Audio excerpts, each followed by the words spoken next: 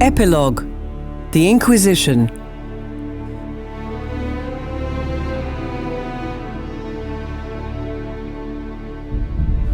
An organization dedicated to a singular purpose, the Inquisition answers to no man, no nation, no god.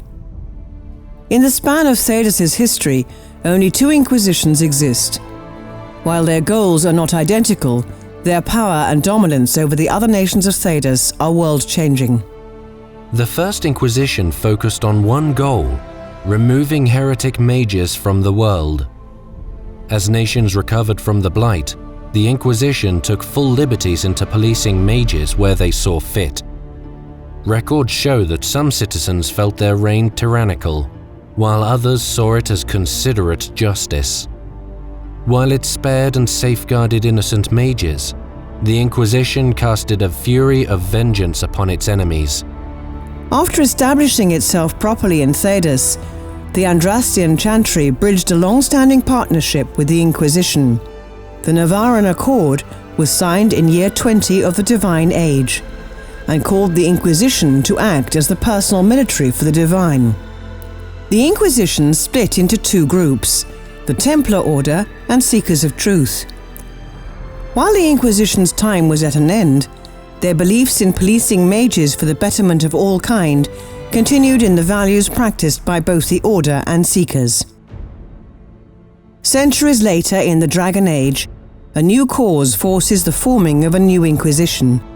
The Chantry holds a peace talk in the village of Haven, the religious landmark of the Ashes of Andraste, in order to bridge negotiations between the rebel mages and Templars, who have been fighting against each other since the Kirkwall Rebellion in year 37.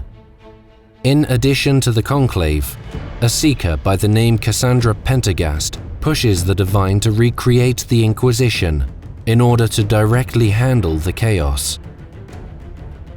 However, the talks are flung into chaos as the Elder One, an unknown party claiming himself a deity, manifests in a catastrophic event.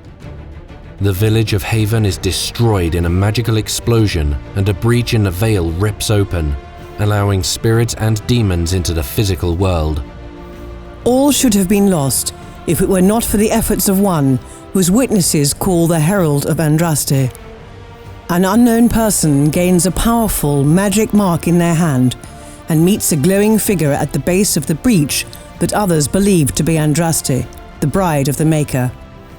Regardless of witness accounts, using the newfound power, the Herald stops the breach from expanding, foiling the Elder One's initial plans.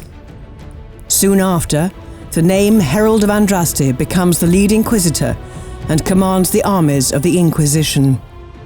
However, despite all the history of the First Inquisition, the Second becomes blacklisted by the remnants of the Chantry.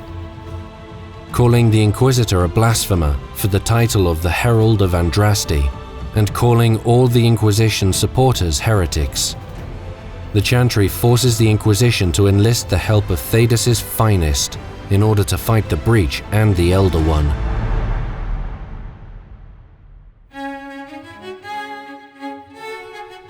With the Inquisitor at the head, 3 advisors lead the military, espionage, and economic branches. Commander Cullen, former Knight Captain of the Templars, leads as General of the Inquisition's army. A survivor of the attack at the Ferelden Circle, rebellion of the Kirkwall Circle, and the reign of former Knight Commander Meredith, Cullen has seen the best and worst of mages and Templars. Leliana, hero of the 5th Blight, Sister Nightingale, left hand of the Divine, and among many other titles, acts as spy master for the Inquisition. Trained as an Orlesian bard and saved from death by the current Divine Justinia, her role in helping the hero of Ferelden end the 5th Blight has honed her skills for the good of the Maker and all kind. And Josephine Montillier, an Antivan noble and backbone of the Inquisition's diplomatic relations. While not as eager to head to battle as her fellow advisor Cullen is, her sharp wit and mind help the Inquisition gain the respect and coin it needs to survive. But the Inquisitor is not alone in travels. 9 dedicated followers accompany the Inquisitor, each individually great and powerful in their own right, some leaders and heads of the most powerful organizations in Thedas, and others powerful in unique skill and influence. Seeker Cassandra Pentagast, the right hand of the Divine and warrior from the great dragon hunter clan, the Pentagasts. While initially in charge of finding Hawk, the champion of Kirkwall, she initially starts the Inquisition with the Herald and Varric Tethras.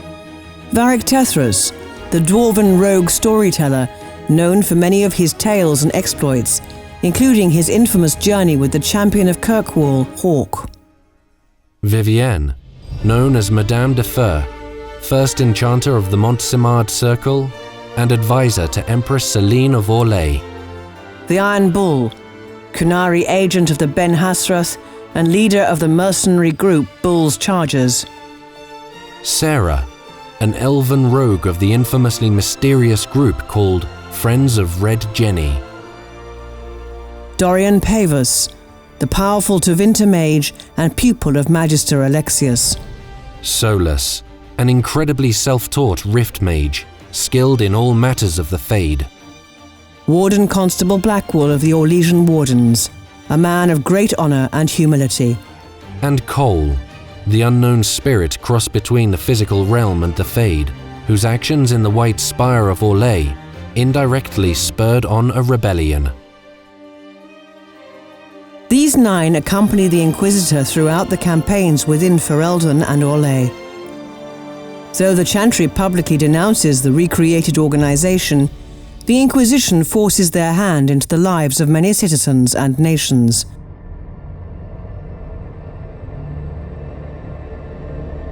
The Mage-Templar conflict resulted from a building animosity which festered since mages were ordered to serve man, not rule over him. Both sides are indiscriminately killing each other, while others are working together. However, without a proper structure to keep the peace, neither lives in safety. The fighting now comes to a precipice, where the Inquisition can directly influence the acceptance and succession of either mages or Templars in the world. As mages and Templars seek both peace and war, the Red Templars gain power as a formidable foe in Thedas. These former Templars have become mad with power, coming into contact and directly ingesting raw red lyrium.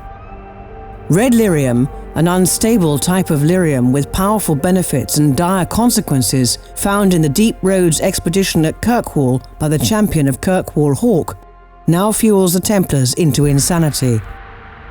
They now fight, capture and slaughter whoever gets in their way, mages or not. Corypheus, a magister from ancient days of the Tevinter Imperium, who was thought to be destroyed by the champion of Kirkwall, now lays in waiting within the Grey Warden ranks. The Wardens, known for their honorable sacrifices in the face of the Blights, are now in danger of being used as tools. The Orlesian Civil War, a fight for the throne between Empress Celine, the already reigning leader of Orlais, and the challenger, Grand Duke Gaspard de Chalon, comes to a head. While the Empress has always sided on the cultural and intellectual improvement of society, the Grand Duke seeks Orlais to pursue its former glory and expand. The Inquisition can side with either, but with the former hero of the Fifth Blight and Witch of the Wilds Morrigan siding with Empress Celine, or possibly controlling her, the Inquisition may need to take a stance on this civil war. Politics aside, the main purpose of the Inquisition remains battling the Elder One's influence and agents while simultaneously closing the rifts that threaten every man, woman and child in Thedas. The breach must close, and the Elder One must be stopped. With mysterious power left in the Inquisitor's hand, the Inquisition must gather enough resources, enough magical power, to fill the mark and close the breach forever. Will you stand against it? Or will you leave this world to its bitter end? The people of Thedas are once again in danger and call for aid. Lead them or fall. Either way, it is a story for another day.